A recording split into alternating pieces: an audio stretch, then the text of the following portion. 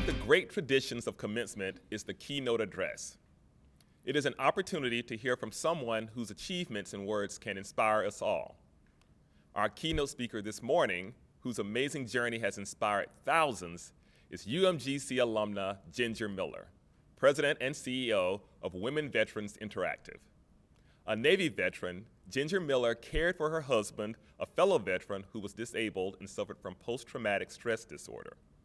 Her family experienced homelessness, and she worked 3 jobs while attending school to secure a brighter future for them. In 2009, she established a nonprofit organization that was instrumental in starting the first Prince George's County Homeless Veterans Stand Down. 2 years later, she started the member-based Women Veterans Interactive to meet women veterans at their point of need through advocacy, empowerment, interaction, outreach, and unification.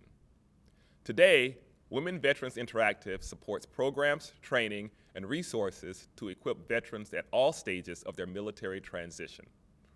Mrs. Miller holds a bachelor's degree in accounting from Hofstra University and a master's degree in management with a specialization in nonprofit and association management from UMGC. And she was recently appointed by President Biden to the USO Board of Governors. She also serves as an honorary commander for the 316th Operations Group at Joint Base Andrews and a member of the advisory board of Northwest Federal Credit Union. Wow. We are proud of all she has accomplished and honored to welcome back to UMGC, Ginger Miller.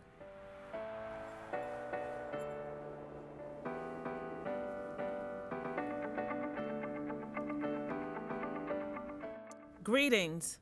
Thank you, President Fowler, for allowing me to grace the stage and address the graduates of my beloved alma mater, University of Maryland Global Campus.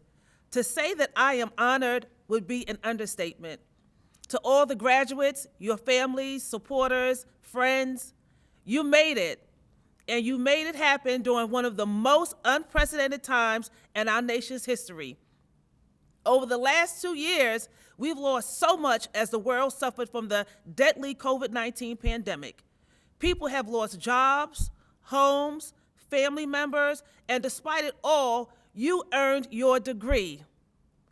We are here today because you adapted and persevered by holding yourselves accountable to pursue your educational goals and dreams.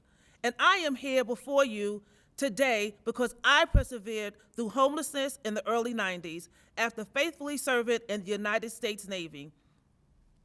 After I graduated from high school in Hempstead, New York, I wanted something more for my life. My goal was to pursue a bachelor's degree in accounting to fulfill my dreams of becoming an accountant on Wall Street. Unfortunately for me, I had a hunger for education my parents, who are immigrants from Honduras, could not afford to feed. So I joined the Navy to get the GI Bill educational benefits and was off to the races. After serving close to 3.5 years, I received a medical discharge from the Navy that I loved. And for me, this was somewhat tragic because my husband had just got out of the Marine Corps, he has PTSD, and I was pregnant with our first child. We were both young, unskilled, and needed to figure out this thing called life. We left Camp Lejeune, North Carolina, and went to stay with my family in New York until we could find jobs and move into a place of our own. And then bad luck struck again when my husband's post-traumatic stress disorder kicked into high gear, and my family told us that we had to leave. And we became a part of the ever-growing homeless veteran population. At this moment, I knew my life would be nothing or it would be everything. I could get mad at my family, the Navy, and the world, or I could do whatever it took to survive. My world was spinning out of control, and I had some decisions to make. I could leave my husband and get an abundance of resources as a single parent, or I could weather the storm, and of course, I chose the latter. In my heart, I still wanted the education I desired, but my reality was that I have now become the captain of the ship, and if I didn't navigate well, the two people that meant everything to me will go down with that ship. Just as you have weathered the storm, the COVID-19 pandemic, while pursuing your degree, I rose out of the jaws of homelessness, utilizing the pursuit of formal education as my North Star. And somehow, I found the strength, by the grace of God, to attend school full-time, work 3 part-time jobs, to pull my family out of homelessness. I often wondered, where would I be if I did not adapt and overcome the darkest period in my life?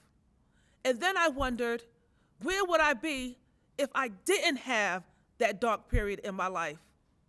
Someone once asked me what I would tell my younger self.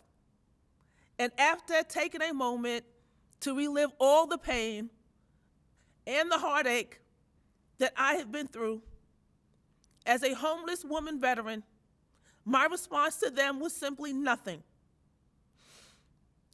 I would tell my younger self nothing because she would never understand why God would want to take her around the long way to victory. She would never understand the meanings of true love and the term for better, for worse, for richer, for poorer, in sickness and in health, until death do us part. She would never grasp how experiencing homelessness after faithfully serving her country would light a fire up under her that would ignite a national movement known as Women Veterans Interactive. The little girl from Hempstead, New York, will never understand how slammed doors could make you cry and build character at the same time.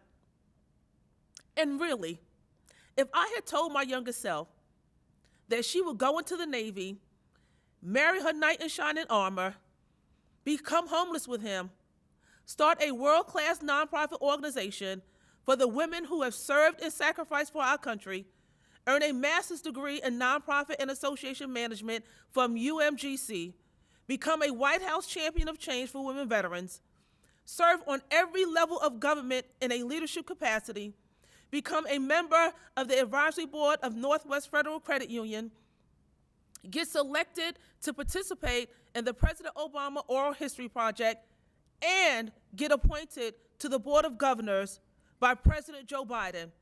See, if I would have told my younger self all of these things, she would never have believed me.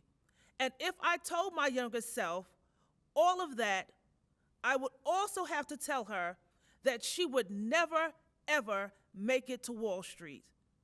Nevertheless, my message for you today is this: don't look back and don't go back, and always, always stay in the hot pursuit of your dreams and your goals. Congratulations, you made it!